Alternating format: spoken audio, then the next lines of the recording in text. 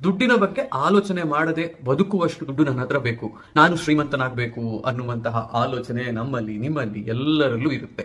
ಆದ್ರೆ ನಾನು ನಿಮ್ಗೆ ಒಂದು ವಿಚಾರವನ್ನ ಹೇಳ್ತೀನಿ.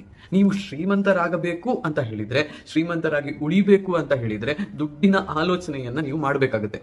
ಎಷ್ಟೇ ದುಡ್ಡಿದ್ರೂ ಕೂಡ ದುಡ್ಡಿನ ಆಲೋಚನೆ ಮಾಡಿಕೊಂಡು ಅದನ್ನ ಸರಿಯಾಗಿ ಉಳಿಸಿಕೊಂಡು ಬೆಳೆಸಿಕೊಂಡು ಹೋದ್ರೆ ಮಾತ್ರ ಶ್ರೀಮಂತರಾಗಿ ಇರೋಕೆ, ಶ್ರೀಮಂತರಾಗಿ ಉಳಿಯೋಕೆ ಸಾಧ್ಯ ಆಗುತ್ತೆ.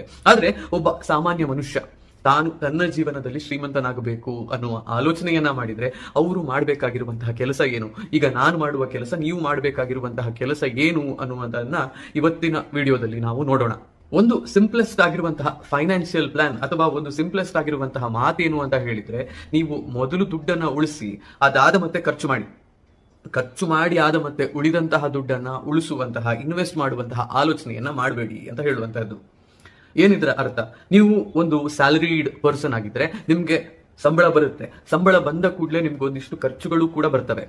ಮನೆಯ ರೆಂಟ್ ಕಟ್ಟುವಂತಹದ್ದಿರುತ್ತೆ, ಮಕ್ಕಳ ಸ್ಕೂಲ್ ಫೀಸ್ ಅಂತ ಇರುತ್ತೆ, ನಿಮ್ಗೆ ಗ್ರಾಸರಿ ಬಿಲ್ಲು, ಬೇರೆ ಒಂದಿಷ್ಟು ಐಟಮ್ಗಳನ್ನ ಖರೀದಿ ಮಾಡುವಂತಹದ್ದಿರುತ್ತೆ, ಏನೋ ಒಂದು ಹೊರಗಡೆ ಹೋಗಿಬಿಟ್ಟು ತಿನ್ನೋಣ ಅಂತವೋ ಅಥವಾ ಇನ್ನೇನೋ ಒಂದು ಖರ್ಚನ್ನ ಮಾಡೋಣ ಅನ್ನುವಂತಹದ್ದು ಪ್ರತಿ ತಿಂಗಳು ಇರುವಂತಹದ್ದೇ ವಿಚಾರ. ಆದ್ರೆ ಈ ಖರ್ಚುಗಳಿಗೆ ನೀವು ಪ್ರಯಾರಿಟಿಯನ್ನ ಮೊದಲು ಕೊಟ್ಟು ಉಳಿದ ದುಡ್ಡನ್ನ ನಾನು ಇನ್ವೆಸ್ಟ್ ಮಾಡ್ತೀನಿ ಅನ್ನುವ ಆಲೋಚನೆ ಮಾಡಿದ್ರೆ ಒಂದಿಷ್ಟು ಕೇಳದೆ ಬರುವಂತಹ ಎಕ್ಸ್ಪೆನ್ಸಸ್, ನೀವು ಅವಾಯ್ಡ್ ಮಾಡುವಂತಹ ಎಕ್ಸ್ಪೆನ್ಸಸ್ ಗಳನ್ನ ಮಾಡಿಬಿಡ್ತೀರಿ, ದುಡ್ಡು ಕಮ್ಮಿ ಉಳಿಯುತ್ತೆ. ಹೀಗೆ ಉಳಿದಿರುವಂತಹ ದುಡ್ಡನ್ನ ಇನ್ವೆಸ್ಟ್ ಮಾಡೋದಕ್ಕೆ ನೋಡಿದ್ರೆ ಅಲ್ಲಿ ಏನು ಉಳಿದಿರೋದಿಲ್ಲ. ಈ ತಿಂಗಳು ಬೇಡ, ಮುಂದಿನ ತಿಂಗಳು ಇನ್ವೆಸ್ಟ್ ಮಾಡ್ತೀನಿ ಅನ್ನುವ ಆಲೋಚನೆಯನ್ನ ಮಾಡ್ತೀರಿ. ಆ ಮುಂದಿನ ತಿಂಗಳು ಯಾವತ್ತೂ ಬರೋದೇ ಇಲ್ಲ.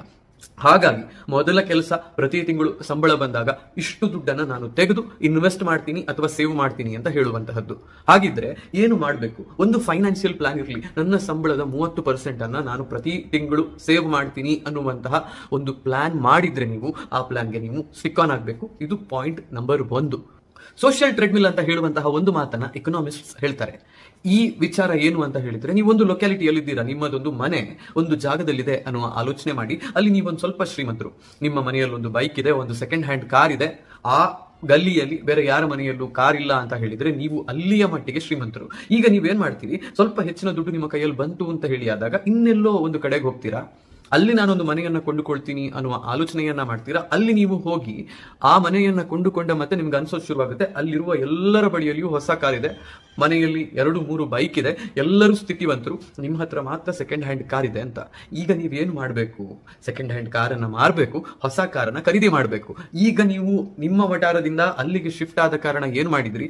ನಿಮ್ಗೆ ಅಗತ್ಯ ಇತ್ತೋ ಅಗತ್ಯ ಇರ್ಲಿಲ್ವೋ, ಹಳೆ ಕಾರನ್ನ ಮಾರಬೇಕಾಯ್ತು, ಹೊಸ ಕಾರನ್ನ ಖರೀದಿ ಮಾಡಬೇಕಾಯ್ತು. This is social treadmill. ನೀವು ಈ ಕಡೆಯಿಂದ ಇನ್ನೊಂದು ಕಡೆಗೆ ಹೋದ್ರಿ ಅಂತ ಹೇಳಿದ್ರೆ, ಅಲ್ಲಿ ಇನ್ನೂ ಸ್ಥಿತಿವಂತರಿದ್ದಾರೆ ಅಂತ ಹೇಳಿದ್ರೆ, ನೀವು ಅಲ್ಲಿಗೆ ಹೋದಾಗ ಅಲ್ಲಿಯ ಮಟ್ಟಿಗೆ ನೀವು ಬಡವರು. ಇದನ್ನ ಸರಿ ಮಾಡೋದಕ್ಕೆ ಮತ್ತೆ ಮತ್ತೆ ಮತ್ತೆ ಹೊಸ ಖರೀದಿಗಳನ್ನ ನೀವು ಮಾಡಬೇಕಾಗುತ್ತೆ. ಇದನ್ನೇ ನಾವು ಲೈಫ್ ಸ್ಟೈಲ್ ಇನ್ಫ್ಲೇಷನ್ ಅಂತ ಕೂಡ ಹೇಳ್ತೀವಿ. ನಮ್ಮ ಕೈಗೆ ಹೆಚ್ಚು ದುಡ್ಡು ಬರ್ತಾ ಇದ್ದಾಗ ನಾವು ಹೆಚ್ಚು ಖರ್ಚು ಮಾಡೋದನ್ನ ಶುರು ಮಾಡ್ತೀವಿ. ಇದನ್ನ ಕೂಡ ಅವಾಯ್ಡ್ ಮಾಡೋದನ್ನ ಅಭ್ಯಾಸ ಮಾಡಿಕೊಳ್ಳಿ. 1 ವರ್ಷ ನಿಮ್ಗೆ ಬರ್ತಾ ಇರುವಂತಹ ಟೋಟಲ್ ಹೈಕ್ ಅನ್ನ ಅಥವಾ ನಿಮ್ಗೆ ಸಿಕ್ಕಿರುವಂತಹ ಸಂಬಳದ ಹೆಚ್ಚಳವನ್ನ ಪೂರ ಇನ್ವೆಸ್ಟ್ ಮಾಡೋದನ್ನ ಅಭ್ಯಾಸ ಮಾಡಿ. ಆಗ ನಿಮಗೆ ಗೊತ್ತಾಗುತ್ತೆ ನಾನು ಎಷ್ಟು ಹೆಚ್ಚು ದುಡ್ಡನ್ನು ಉಳಿಸ್ತಾ ಇದ್ದೀನಿ, ಇದರಿಂದ ನನ್ನ ಲೈಫ್ ಗೋಲ್ಸ್ ಅಚೀವ್ ಮಾಡೋದು ಎಷ್ಟು ಸುಲಭ ಆಗ್ತಿದೆ ಅಂತ. ಹೀಗೆ ನೀವು ಅಭ್ಯಾಸ ಮಾಡೋದನ್ನ ಶುರು ಮಾಡಿದ ಮತ್ತೆ ದುಂದು ವೆಚ್ಚ ಮಾಡೋದು ಕಮ್ಮಿ ಆಗುತ್ತೆ.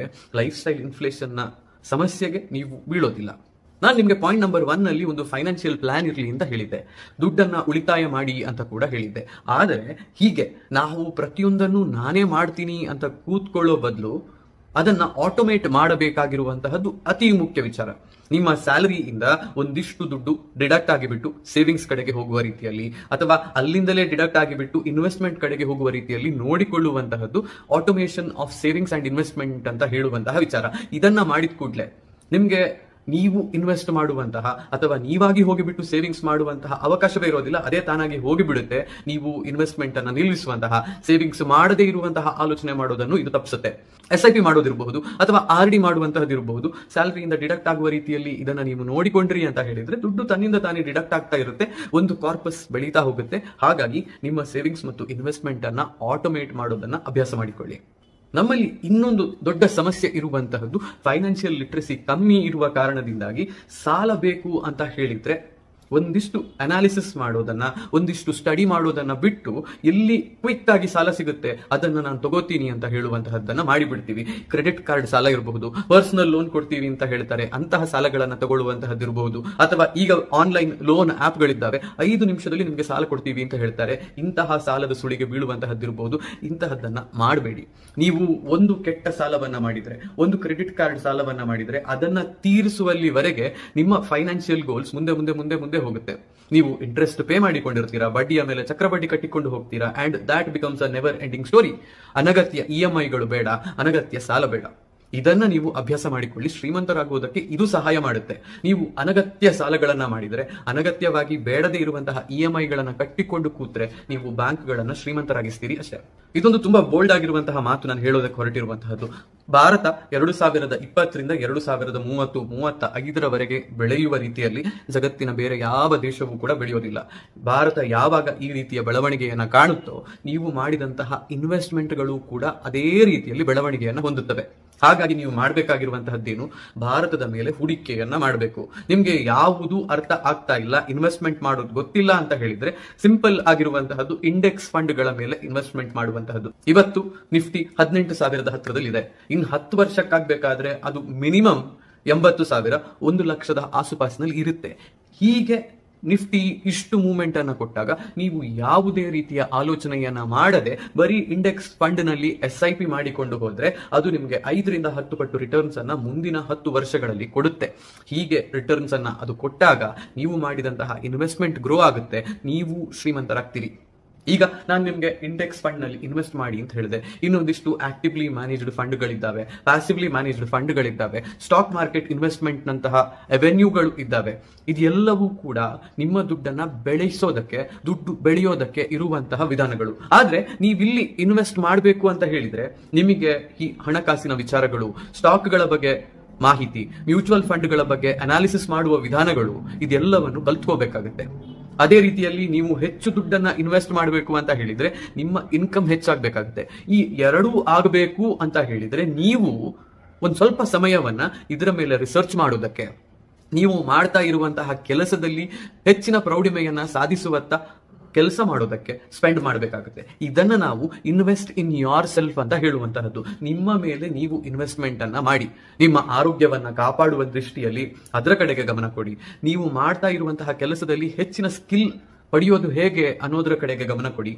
ಇನ್ವೆಸ್ಟ್ಮೆಂಟ್ ಗಳನ್ನ ಇನ್ನೂ ಚೆನ್ನಾಗಿ ಮಾಡೋದು ಹೇಗೆ, ಇನ್ವೆಸ್ಟ್ಮೆಂಟ್ ಗಳನ್ನ ಹೆಚ್ಚಿನ ರಿಟರ್ನ್ಸ್ ಪಡೆಯುವ ರೀತಿಯಲ್ಲಿ ಮಾಡೋದು ಹೇಗೆ, ಯಾವ ವಿಚಾರವನ್ನ ಕಲ್ತ್ರೆ ನಾನು ಫೈನಾನ್ಷಿಯಲಿ ಇನ್ನೂ ಹೆಚ್ಚು ಸ್ಟೇಬಲ್ ಆಗ್ತೀನಿ ಅನ್ನೋದ್ರ ಬಗ್ಗೆ ಅಭ್ಯಾಸ ಮಾಡುವತ್ತ ಟೈಮ್ ಸ್ಪೆಂಡ್ ಮಾಡಿ.